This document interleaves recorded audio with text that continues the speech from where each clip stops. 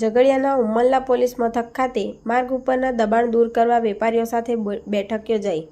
PI કે.એમ. વાઘેલાએ દુકાનદારો અને અન્ય દબાણકર્તાઓને સ્વૈચ્છિક દબાણ દૂર કરવા તાકીદ કરી।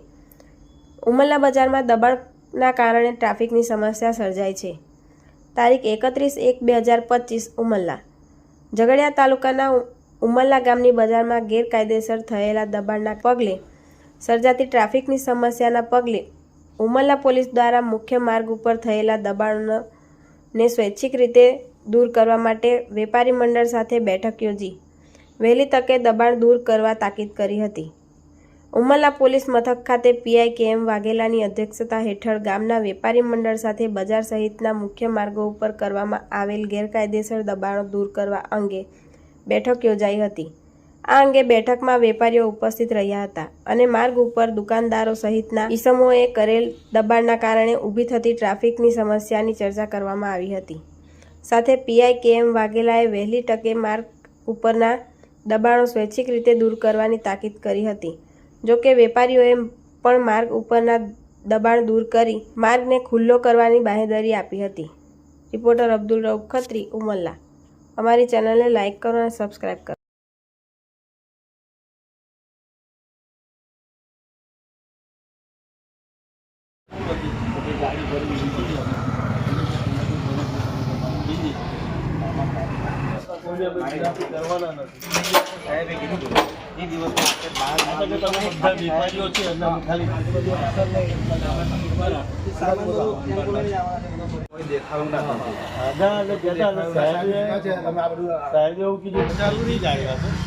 પોતપોતાનો ધંધો બી ચાલે, ગાડી આવી